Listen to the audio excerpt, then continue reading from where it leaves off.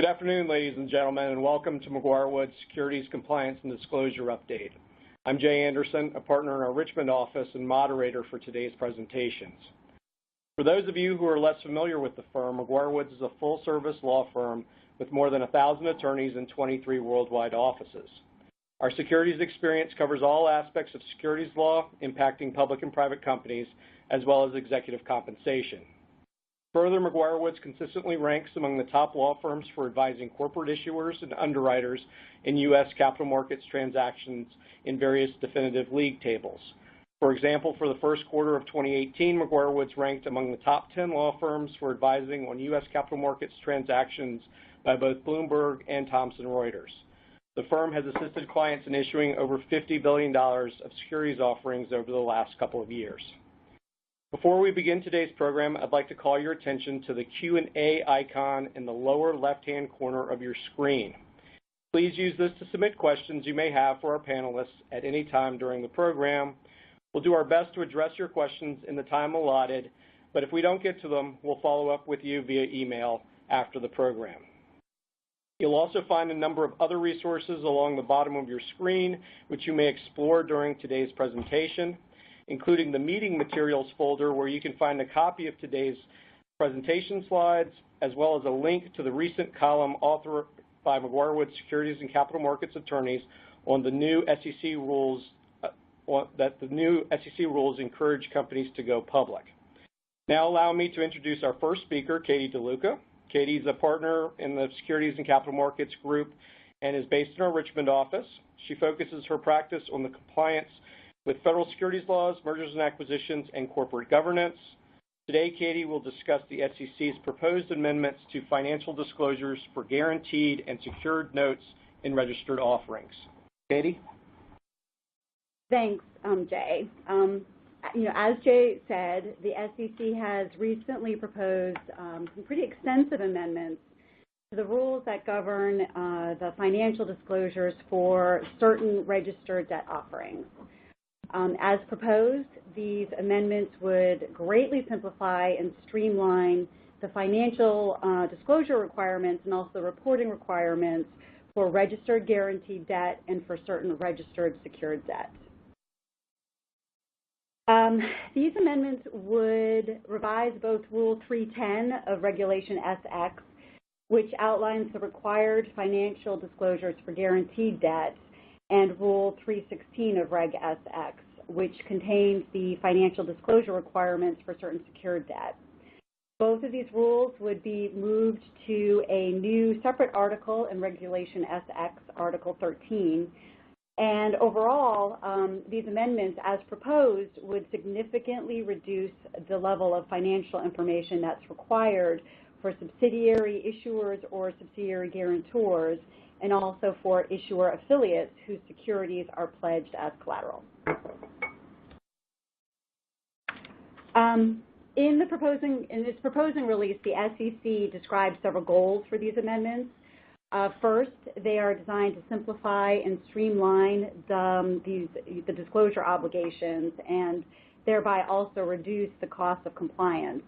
The SEC also hopes that these amendments will encourage potential issuers to register more of these offerings rather than offer them through private placements. The SEC also believes that these amendments will better align the disclosures with the true needs of investors. And the SEC also hopes that with these improvements, there will be an increase in the number of registered offerings with these that include these credit enhancement features, which would in turn also give investors the protection of Section 11 liability that isn't provided in private placements. And finally, the SEC believes that that markets would benefit from the improved transparency that would come naturally from more of these offerings being registered. Now, the current rules are extremely prescriptive and arguably do result in a lot of extra financial detail about subsidiaries and affiliates that's not truly meaningful to investors. So the driving overall principle behind these amendments is that it's the consolidated financial statements of the parent that is the most relevant information.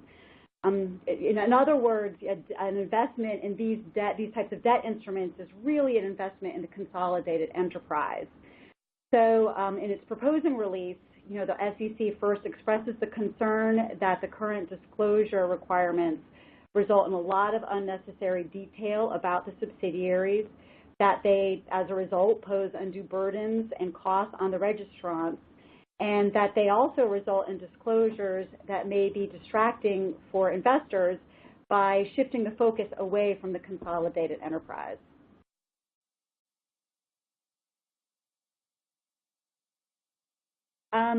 Now, the current requirements for guaranteed debt under Rule 310 is quite onerous.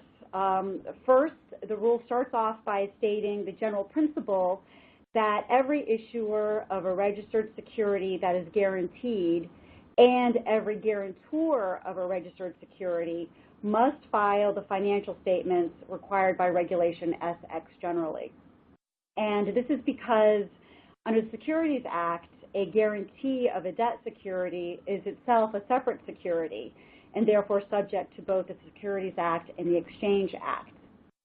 Rule 310 then goes on to provide 5 exemptions that, if one of them applies, removes the need for each subsidiary to provide separate financial statements, as long as the parent company includes certain alternative disclosures about the subsidiary, issuers, or guarantors in its financial statements.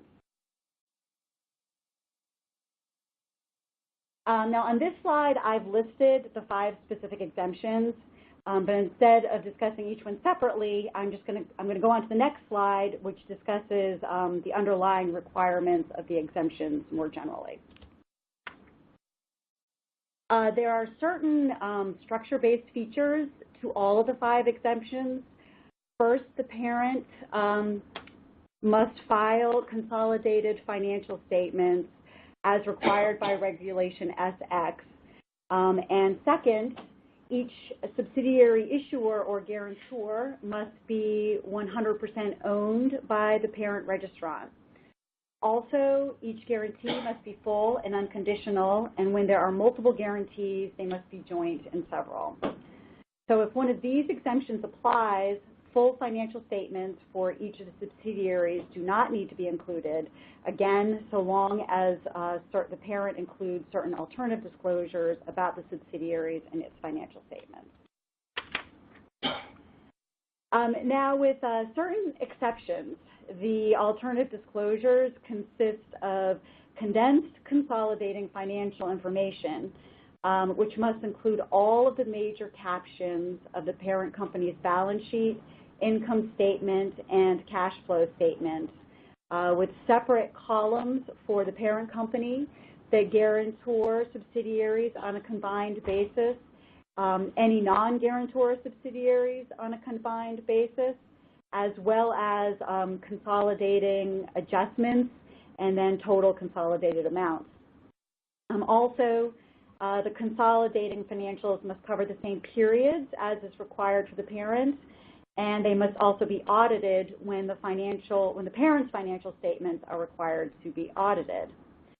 In practice, these supplemental consolidating financial disclosures are actually quite long, and they frequently take up several pages of the issuer's financial statements. And in its release, the SEC states that this level of detail, quote, could distract from the financial information of the obligated entities that is most likely to be material. Under the current rules, the parent registrant must also continue to include these alternative disclosures in its Exchange Act reports for as long as the guaranteed securities are outstanding, in order for the subsidiaries to be exempt from separate Exchange Act reporting requirements. Now, interestingly, or possibly frustratingly, this disclosure requirement of the parent, it continues even if the subsidiaries' reporting obligations would have otherwise been suspended under the Exchange Act. if the issuer had not taken advantage of Rule 310 in the first place. So this is how the SEC is proposing to fix this. First, under the proposed amendments, the SEC is recommending replacing the 5 exemptions with, that's in the current rule, with a single set of eligibility criteria. Issuers would be allowed to use a proposed alternative disclosure model as long as each issuer or guarantor subsidiary is a consolidated subsidiary of the parent company, and also if the parent company is not the issuer or co-issuer of the debt must be fully and unconditionally guaranteed by the parent. Notably, this means that the subsidiaries would no longer need to be 100% owned by the parent, but instead would be controlled by the parent and also included in the parent's financial statements. Additionally, the proposed the amendments would also change the required disclosures for the parent company. Instead of providing the consolidating information that is currently required, the proposed alternative disclosures would require the parent to provide summarized financial information. Now, as most of you know, summarized financial information is a widely understood and a common set of abbreviated financial information disclosure requirements. This disclosure includes select balance sheet line items and select income statement line items only.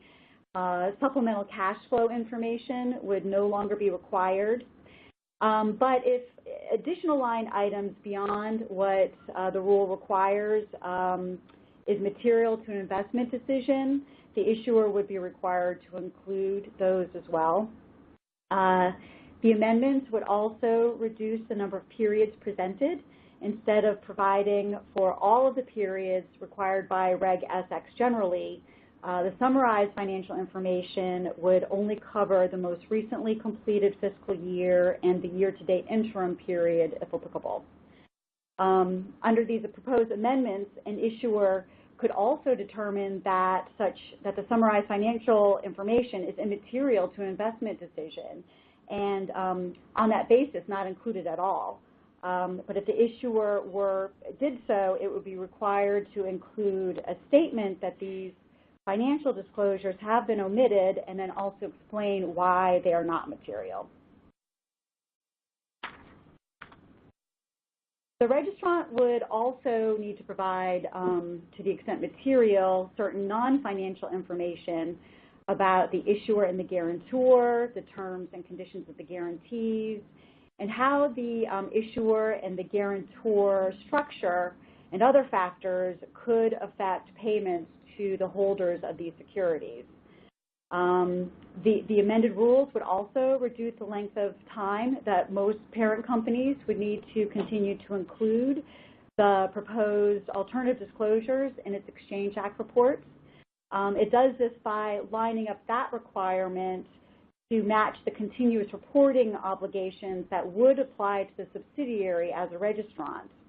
So again, under the current rule, the alternative disclosures need to be included in the parent's periodic reports for as long as the subject securities are outstanding. If these amendments go into effect as drafted, the parent company can cease providing the proposed alternative disclosures once the subsidiary's Section 15D obligations are suspended. There are some other important changes in the proposed amendments that I've listed on the next 2 slides, and both of these changes are designed to enable issuers of guaranteed debt to get to the market more quickly. The first has to do with the location of the proposed alternative disclosures. Under the current rule, the financial disclosures for the subsidiaries need to be included in the notes to the parent's financial statements. Under the revised rules, for the registration statement and for Exchange Act filings of the parent for the first fiscal year, the proposed alternative disclosures could be included in the MD&A or in other specified locations importantly, outside of the registrant's financial statements. This would eliminate any auditing requirements as well as any of the XBRL tagging requirements, which can slow down the preparation of these documents before an issuer can go to market.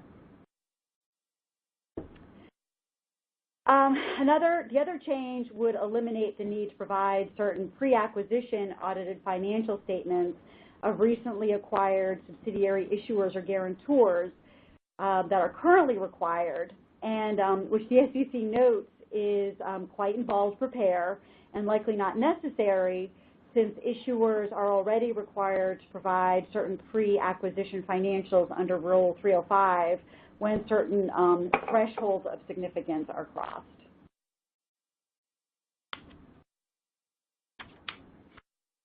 Now, the next type of debt instruments that would be impacted by these amendments is secured debt that is collateralized by an affiliate of the issuer's securities. The existing rule, Rule 316, requires the registrant to provide separate audited annual financial statements and interim financial statements for each affiliate whose securities constitute a substantial portion of the collateral, as if the affiliate were a separate registrant. Since the affiliate in this case is not issuing a separate security, this is notably solely a disclosure requirement for the issuer. Now, on this slide, I outlined the substantial portion test. And again, this is a bright line test that triggers the need for separate financial statements of the affiliate. And it's based on the value of the collateral securities as compared to the principal amount of the secured class of securities. So if this threshold is not met, no financial disclosure of the affiliate is triggered.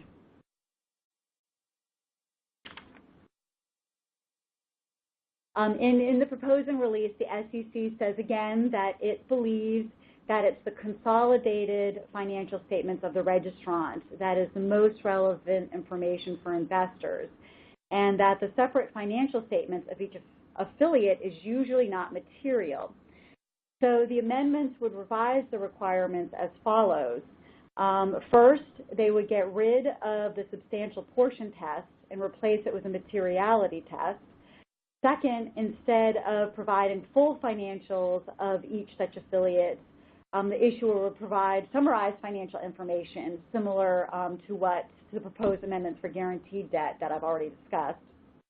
Also, issuers will be required to provide any quantitative and qualitative information, including any relevant non-financial information that would be needed in order for an investor to evaluate potential outcomes in the event of a foreclosure. Now, interestingly, unlike the guaranteed debt amendments, this set of disclosures would not require the affiliate to be a consolidated subsidiary of the issuer. And this is the SEC states that they believe that this isn't necessary because in the rare circumstances where the affiliate securing the debt is not consolidated with the issuer would necessarily need to provide disclosure beyond the summarized financial information due to the general materiality disclosure requirements.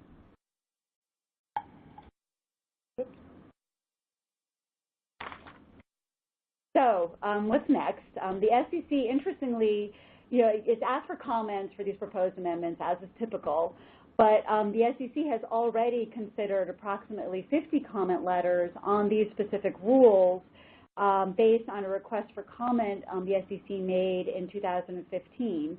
So it's going to be interesting to see if any new thoughts or concerns are actually proffered through this comment process that the SEC has not already taken into account when drafting these amendments. Also, I think it's interesting to note that the proposed rules are not universally applauded.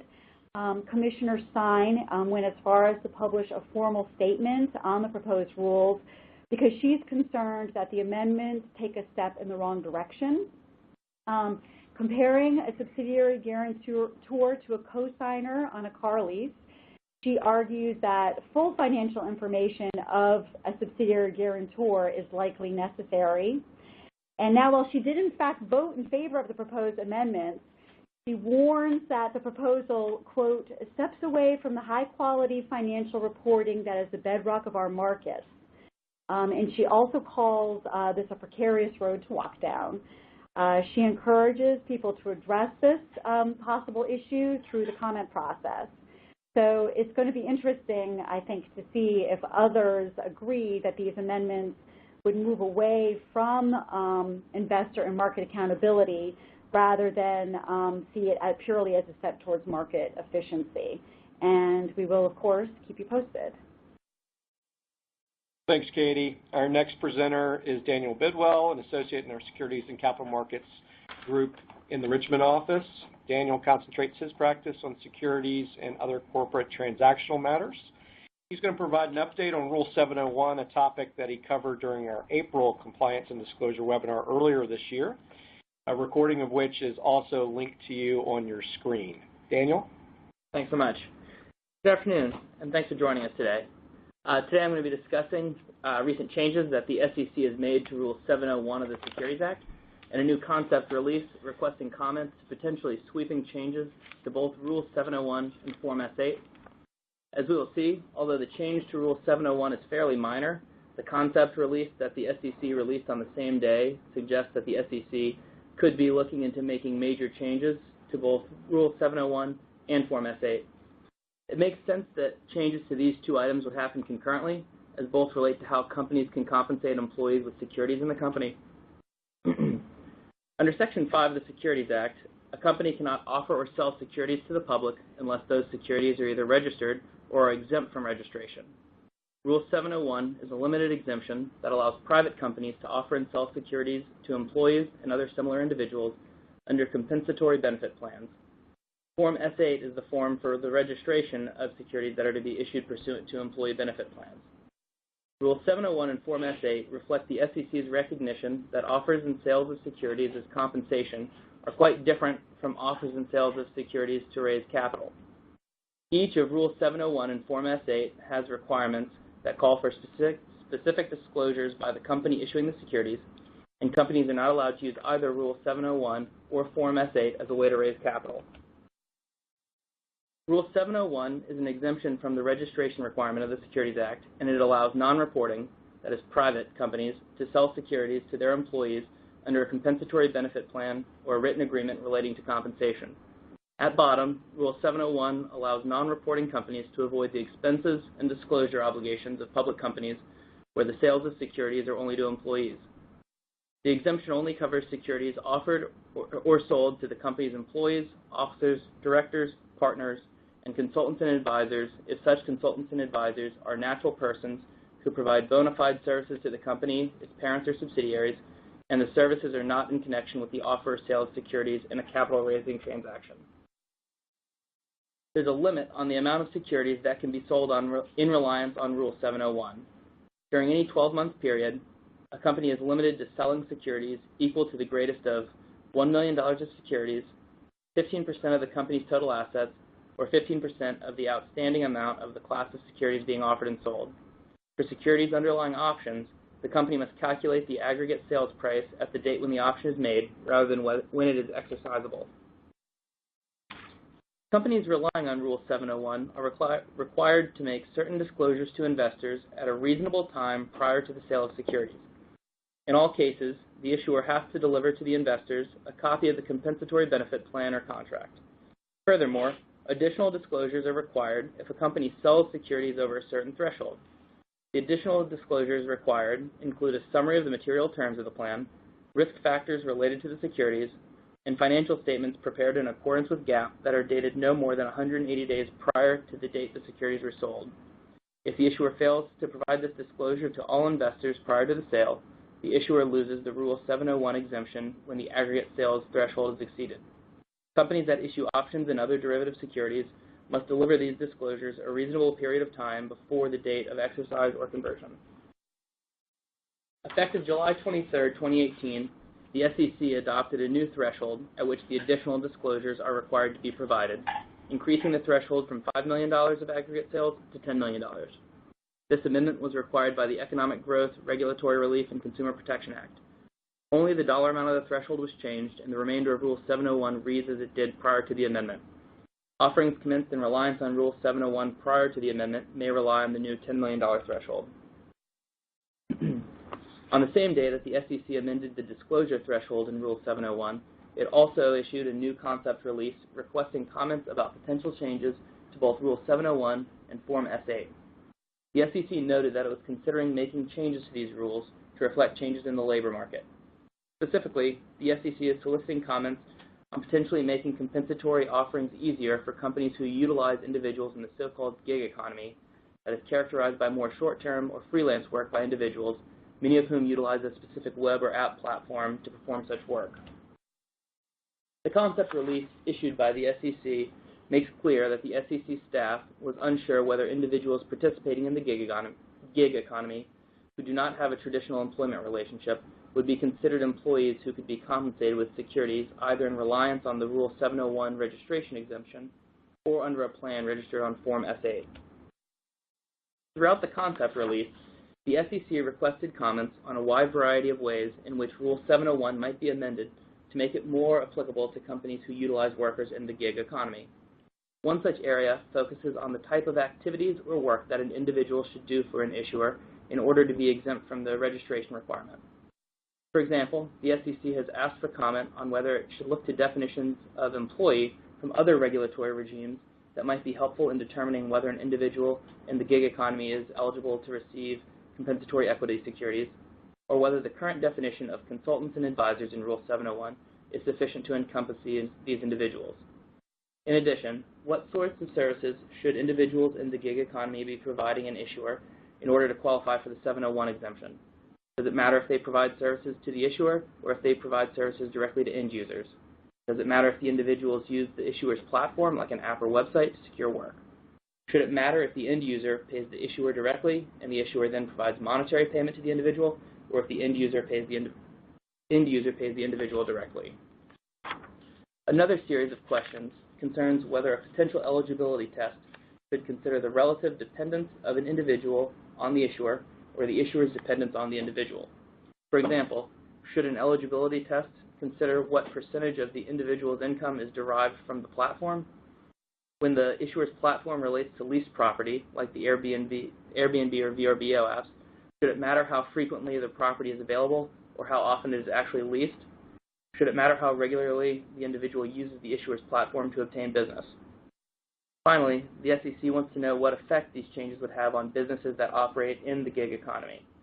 For example, would making Rule 701 more available have an appreciable effect on a company's decision to become a reporting company? Should the amounts of securities issued to gig economy workers in reliance on Rule 701 be subject to a different 12-month limit than securities issued to individuals in more traditional employment arrangements? Most importantly, perhaps, do companies utilizing gig economy workers issue securities as compensation, and how prevalent is that practice? The SEC also noted that it's considering some other potential changes to Rule 701, like clarifying what is meant by a reasonable period of time in which the issuer must provide disclosures to investors, or specifying the manner or medium through which the mandatory disclosures are presented to investors. Since changes to Form S8 and Rule 701 seem to go hand in hand, the SEC has also asked whether any corresponding changes to Form S8 need to be made in light of potential changes to Rule 701. Finally, the SEC highlighted a few other potential changes that it might make to Form S8 that could simplify the form requirements and reduce compliance costs on issuers. Some of these potential changes include allowing the issuers to register all employee benefit plans on one S8, allowing issuers to add securities to an existing S8 by an automatically effective post-effective amendment, or allowing issuers to use pay-as-you-go fee structure, similar to what WISCs can use on an S3. In conclusion, Rule 701 and Form S8 provide a means by which issuers can compensate employees in company securities, which can help align the incentives of employees with those of the company, facilitate recruitment and retention, and allow a company to retain more cash for operations. Although the change to Rule 701 that became effective in July is fairly minor and administrative, the scope of the concept release issued by the SEC signifies that the staff is considering sweeping changes that can take into account significant changes in the labor market. Thank you. Thanks, Daniel. David Wolpa is up next. He's an associate in our Securities and Capital Markets group in our Charlotte office. His experience includes representing public and private companies in offerings of securities and mergers and acquisitions transactions. David recently co-authored a column called New SEC Rules Encourage Companies to Go Public, and will discuss the SEC's revised smaller reporting company rules. David? Thank you, Jay. So just by way of background, I want to provide provide our listeners with what the definition of a smaller reporting company is and why that matters. So under the Commission's various rules, a company that qualifies as a smaller reporting company may utilize significantly less extensive disclosure reporting rules. Prior to the adoption of the new rules, a public company was only able to take advantage of these scaled-down disclosure rules if it had a public float of less than $75 million, where public float was defined as the market value of the registrant's common equity held by non-affiliates, and it was measured at the beginning of the fiscal year, looking backward to the last day of the registrant's second fiscal quarter. On June 28th of this year, the Commission adopted rule changes that expanded the definition of smaller reporting company. These new rules became effective on September 10. Under the amendments, a company will qualify as a smaller reporting company if the company has a public float of less than $250 million, or the company has less than $100 million in revenues and either no public float or a public float of less than $700 million. Now note, a company that does not qualify as a smaller reporting company under the revised thresholds as of its first measurement date will qualify as a smaller reporting company on a future measurement date only if it meets a lower set of thresholds, which are set at 80% of the initial qualification standards. This is to prevent companies from flipping back and forth very easily between smaller reporting company and not smaller reporting company. The Commission identified two principal goals of its amendments to the smaller reporting company rules. The first was to reduce compliance costs for smaller public companies, and the second was to promote capital formation via the public markets while maintaining investor protection, that is, by encouraging smaller companies to go public. And this has been a key goal of SEC Chairman Clayton since his taking of office. Another possible positive consequence of the rule change is that there will be simpler and shorter reports for certain companies that may promote greater readership by retail investors, a group on which Chairman Clayton has focused. Smaller reporting company rules allow these companies to, among other things, provide scaled-down disclosures with respect to the following areas. A smaller reporting company may provide less detail in its Form 10-K and its Form S-1 in its business description by only having to describe the development of the company's business during the prior 3 rather than 5 years, and by complying with other less rigorous disclosure items for this section. Smaller reporting company is not required to include a stock performance graph that compares the yearly percentage change in the company's cumulative total shareholder return over the prior 5-year period to other market measurements. Smaller reporting company can omit entirely selected financial data that's otherwise included in the body of a 10-K or Form S-1 of larger issuers, which is comprised of certain income statement and balance sheet data spanning over 5 years, shown in comparative columnar format, and may also omit 2 years' worth of quarterly financial information otherwise required in these filings. In the MD&A, in the 10-K and in the S-1, a smaller reporting company is only required to provide comparative discussion of its financial condition and results of operation for the prior 2-year period rather than 3-year period. And additionally, a smaller reporting company need not include a table of contractual obligations. A smaller reporting company can omit entirely the section under the heading Quantitative and Qualitative Disclosures about Market Risk, which require companies to provide disclosure regarding its market risk-sensitive instruments and the nature and extent of its market risk exposure categories. Under the executive compensation rules, smaller reporting companies only required to provide disclosure regarding the compensation of 3 rather than 5 of its executive officers. And smaller reporting companies can omit compensation discussion and analysis, instead only requiring a much shorter narrative discussion about the compensation arrangements, and do not need to include pay ratio disclosure. And finally, in its annual reports on Form 10-K and any registration statements, a smaller reporting company is permitted to include only 2 rather than 3 years of income statements, cash flow statements, and changes in stockholders' equity statements. So turning to the likely effects of these changes to the rules, for some numbers. The Commission estimates that as a result of the rule amendments, an additional 966 companies will be eligible to utilize the smaller reporting company rules. The change in the public float requirement would bring the percentage of public companies that qualify as smaller reporting companies 38.6% of all public companies. Plus, there would be an additional 8% that qualify under the revised revenue standards. And this brings the total percentage of public companies that are eligible to use the smaller reporting company rules to close to the percentage that originally qualified when the Commission first passed the rules some years ago. In addition to reducing compliance costs for existing public companies, another possible result is to make becoming public more attractive to companies that might not have been able to take advantage of these exemptions before the amendment. In particular, private companies with high valuations might benefit. And an interesting twist, and the most controversial part of these new rules, was that the Commission decided to maintain the existing thresholds for the definition of accelerated filer and large accelerated filer by eliminating the exclusions for companies that qualify as smaller reporting companies. The upshot, thus, is that some companies can be both a smaller reporting company and an accelerated filer.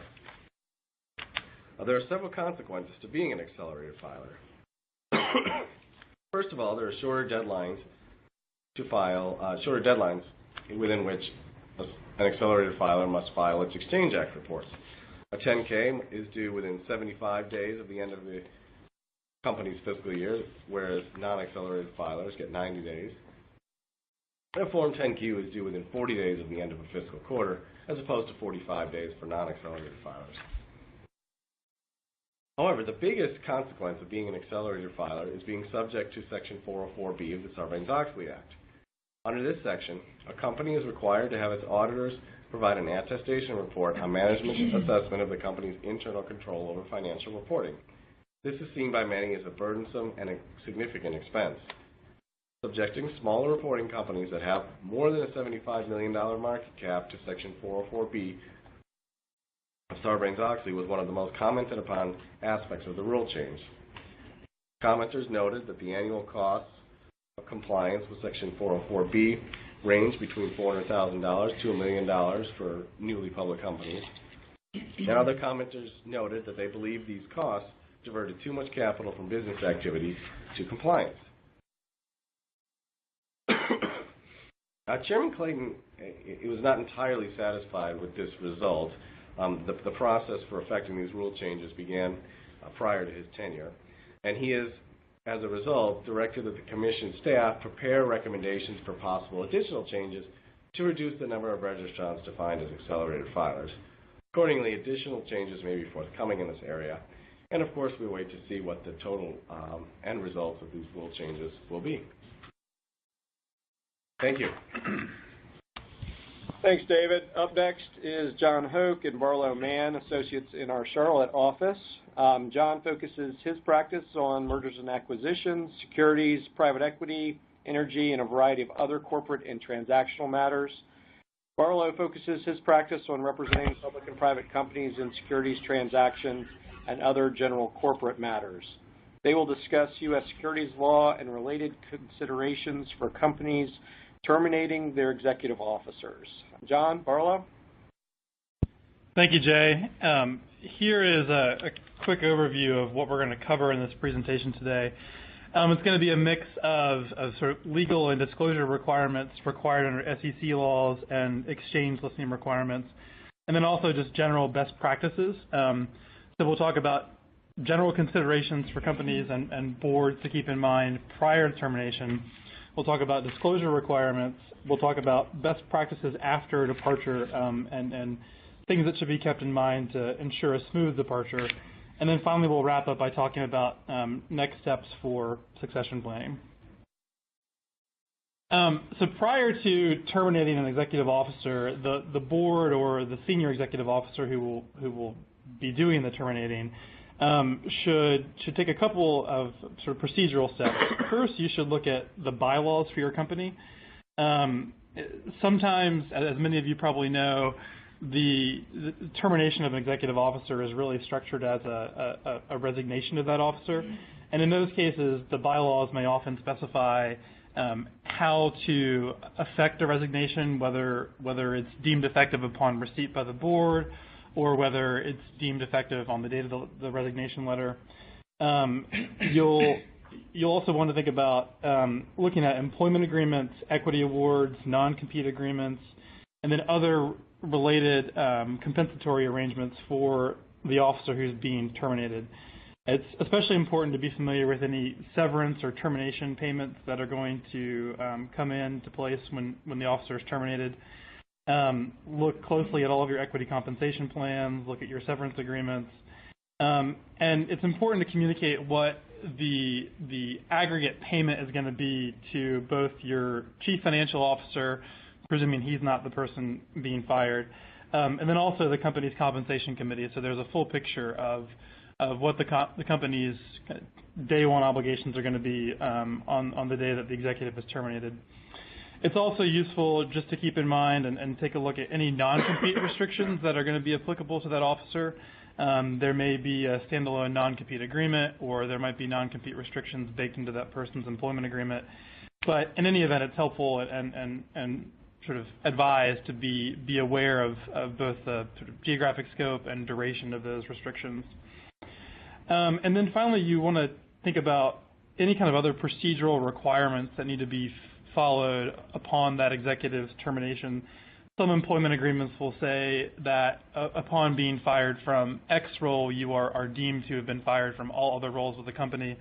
That's okay, except in the case where that officer is also a member of the board of directors. As I'm sure you all know, only shareholders can fire directors in most jurisdictions, particularly in Delaware. So it's important to have a complete picture of what other sort of procedural steps are going to be triggered upon the termination of a particular executive officer. And then finally, you'll want to take a look at any authority delegations that have been adopted by the board of directors. Typically, these authority delegation policies don't specifically name a director, but they refer to titles. And in most cases, there are enough kind of layers of approval baked in that if you only terminate one person, that doesn't sort of throw the whole scheme out of whack. But as I'm sure you all know, there are many policies that say only, for example, a CEO can sign a contract that obligates the company in excess of $1 million. So if you're firing the CEO, suddenly you don't have an officer of the company who can sign those contracts. So you'll want to think about what you need to do, if anything, to amend those policies in anticipation or as a result of the termination of an executive officer's employment. Next, I'm going to talk a little bit about disclosure requirements with the SEC, except for the 8K. Barlow is going to touch on the 8K. One of the main changes that occurs when an executive officer who is a Section 16 officer is that person is, as a general rule, no longer obligated to file Section 16 reports upon his or her termination with the company. The primary exception to this rule is with respect to opposite way transactions. So if a Section 16 officer purchased 25 shares a day before he or she is terminated, and then a day after his or her termination, sells 25 shares, that's considered an opposite way transaction. And even though that person is no longer obligated to file Form 4s under Section 16, that person would still need to do a Form 4 for that particular transaction. It's also important to keep in mind that there might be Section 16 filing obligations that come into place on the date of termination because of any equity awards that have vested or accelerated as a result of their termination. So you need to be aware of any Form 4s that should be filed on the date of termination. And then finally, as a general rule, most people don't file exit Form 4s when they're no longer a Section 16 officer, but it's purely voluntary, and some filers do prefer to actually file a voluntary exit Form 4 saying that they are no longer subject to Section 16. The other disclosure requirement that is probably more often overlooked is that an officer who's terminated, you may still need disclosure about that particular officer in your proxy statement for that fiscal year.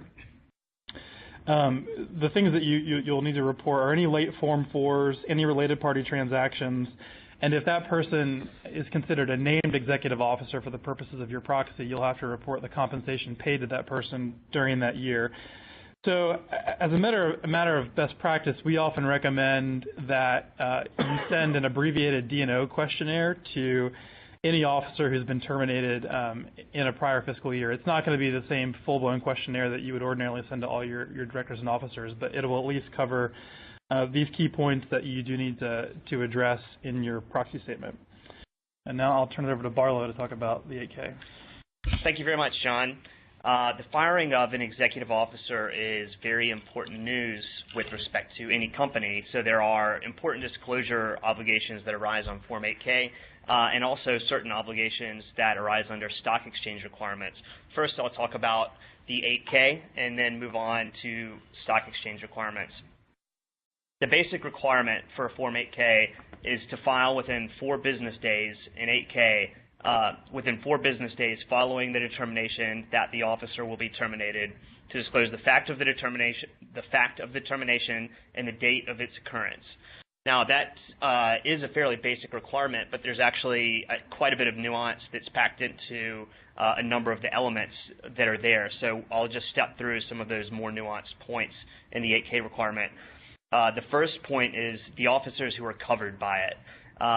The 8K, by its terms, applies to the termination of any principal executive officer, president, principal financial officer, principal accounting officer, principal operating officer, or any person performing similar functions, or any named executive officer. Now, the list contained in the Form 8K, which I just read, is actually different from almost every other list under other SEC rules and regulations. So it's important to pay close attention to the list. The principal accounting officer is an example of one type of officer who's picked up by this 8K requirement, but who often doesn't appear under other SEC requirements relating to executive officers. So it's important to review all those very carefully. The second nuance point in connection with the 8K is when the requirement to file is actually triggered. The requirement to file is triggered by the determination or the agreement that the executive will be terminated. That is, it's not the date when the termination takes effect. That's important to note. It's also not triggered by mere discussions or negotiation. The SEC has said that this is a facts and circumstances test. So it's important to take into account any requirements under applicable bylaws and other conversations that you're having in order to make sure that your conversations and negotiations around the termination don't inadvertently trip an 8K filing requirement at a time that would be inopportune or potentially disruptive. Companies may consider having disclosure controls and procedures in place beforehand to make sure that these types of situations are handled smoothly. The next kind of nuanced point relates to termination. The most obvious example of a termination is the straight-out firing of an executive, where the executive leaves the company altogether. But the filing requirement is also triggered by situations that involve less than that. For example, where an officer is demoted or has certain duties and responsibilities removed so that effectively the officer is no longer serving in the executive capacity in which he or she was previously serving. That's another facts and circumstances determination, and it needs to be considered carefully when changes are being made to an officer's duties or responsibilities. Now I'll talk briefly about the content that must actually be included in the Form 8K once it's filed. The basic requirement when someone who's just an officer is being terminated is that the company must disclose the fact that the event has occurred and the date of the event. That's a pretty straightforward requirement. Now, if the officer also serves as a director of the company, which is often the case for the CEO or maybe the CFO, then additional disclosure is required if the officer is resigning from the board. If that's the case, then the company must also disclose when the resignation from the board will take place. And if the director is resigning by reason of a disagreement with the company or on any matter relating to the company's operations, policies, or practices, or if the officer has been terminated for cause, then additional disclosure is required. The company must disclose positions held by the director on committees of the board and also give a brief description of the circumstances that led to the resignation or removal. In that situation where the officer is being removed for cause or as a result of a disagreement, then the Form 8K lays out important procedural requirements for exchanging drafts of the 8K that should be followed, and so attention should be paid to those requirements. In addition, if there are any material agreements or amendments to material agreements such as compensation or employment agreements, those must also be described on the Form 8K. However, it should be noted that this requirement relating to material agreements applies only to the principal executive officer, principal financial officer, or named executive officers, and that's different from the list of people for whom the 8K requirement is triggered in general. For example, the principal accounting officer is not picked up by that requirement. So those are the mandatory requirements under Form 8K. In addition, there are some prudential considerations that companies may take into account. For example, companies might wish to make some proactive disclosure to avoid or to head off probing questions from the press. For example, companies have voluntarily made disclosures such as the executive was terminated for violations of the company's policies, not due to any disagreement with the company regarding its financial reporting policies or practices or any fraud related thereto. How much a company wishes to say can be limited by a number of factors. For example, companies may wish to avoid disclosing information that could prejudice them in a litigation by an executive alleging in connection with a for-cause termination, or they may not want to disclose information that could prejudice an ongoing investigation, or they simply may lack all the facts that would be required to say anything substantive about the circumstances of the termination. The strategy of disclosing additional information can backfire. For example, one company disclosed that its executive was terminated for violations of the company's business conduct standards, and the company faced questions from journalists for months after making that disclosure, even after the company clarified that it simply related to the matter simply related to expense reports that had been inaccurately filled out. Now I'll move on and discuss quickly some stock exchange requirements. The New York Stock Exchange has a mandatory notification requirement for changes in executive leadership. This is a notification that must be made directly to the exchange. NASDAQ does not have a similar requirement. However, both the New York Stock Exchange and NASDAQ have policies that require companies to disclose material news to the investing public promptly once that news becomes available. The specific policies of the New York Stock Exchange and NASDAQ are quite detailed and differ in some respects, so companies should take care in complying with those requirements. In addition, the New York Stock Exchange requires an interim written affirmation to be fired when there are changes to the board of directors other than in the ordinary course at an annual meeting. So if a director resigns in the middle of a term, then and the company is listed on the New York Stock Exchange, an interim written affirmation will be required describing that change and also any changes to committees of the board of directors that result from the director's resignation. Finally, if there's an inducement equity grant to the executive officer who's leaving, which is to say shares granted to that officer outside of pre-existing plans, then companies will need to consider any securities exchange requirements and supplemental listing requirements with stock exchanges in connection with those grants. Now I'll talk briefly about some best practices to be followed upon and following termination. First, I think it's important to think about internal and external communications. So it's probably a good idea to send a company-wide email or a memo addressing the executive's departure, talk about any related organizational changes that will result from that. And then think about informing people outside of the company who interacted with that officer, whether it be regulators, investors, vendors, and let them know about that executive's departure.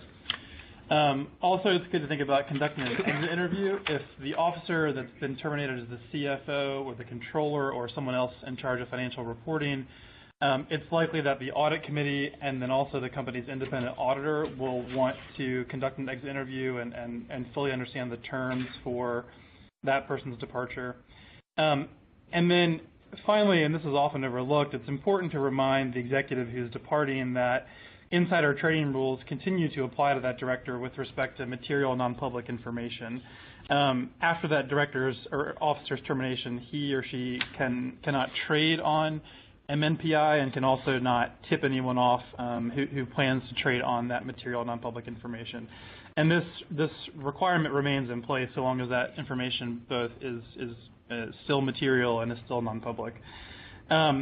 A lot of companies' insider trading policies actually explicitly address this point and say how an executive is supposed to deal with MNPI after termination and will apply the restrictions that applied during his or her tenure with the company after the termination as well.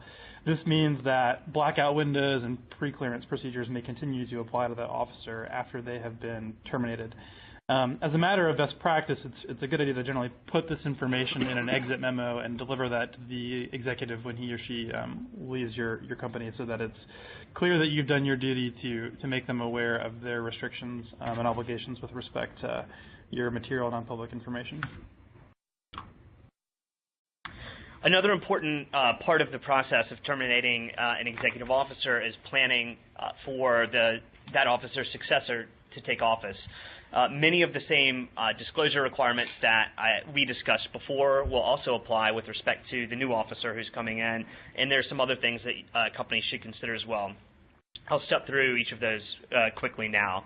First of all, the company must file a Form 8K within 4 business days of appointing a new officer.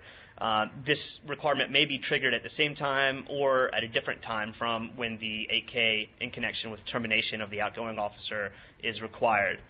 If the registrant intends to make a public announcement of the appointment other than by means of a report on Form 8K, for example by a press release, then issuers in those circumstances are in fact allowed to delay filing the 8K until the time at which they would otherwise make the public announcement. However, it's important to note here that registrants cannot tag along on this exception and also delay the announcement of the termination. The termination must be, the 8K relating to the termination must be filed within 4 business days of the determination to terminate the executive officer, regardless of whether the issuer is making a later filing of an 8K with respect to the new incoming officer. The Form 8K must disclose the name and position of the officer, the date of the appointment, and certain biographical information. That biographical information is generally consistent with what would be included in a prospectus, things such as age, educational and professional background, and other information. Companies must also file new compensation plans, contracts, or amendments to existing plans, contracts, or arrangements in connection with the hiring of the new executive. In connection with Section 16, the new executive will need to file a Form 3 within 10 days of appointment if he or she is not already an executive who has filed something under Section 16. There are some logistical barriers to doing this. In order to obtain an EDGAR access code, the new executive will need to submit a notarized form to the SEC. So it's best to do that in advance if possible so that there are no issues or bottlenecks after the officer is appointed. Also, if the company undertakes to file Forms 3, 4, and 5 on the officer's behalf, he or she will need to sign a power of attorney, which will need to be filed as an exhibit to a Form 3 or 4. That, too, should be done in advance, if at all possible. And finally, the company should advise the new officer that if he or she is late in filing Section 16 forms, the company will need to disclose those late filings by name in its proxy statement so that the officer isn't caught off guard if that does happen in the future.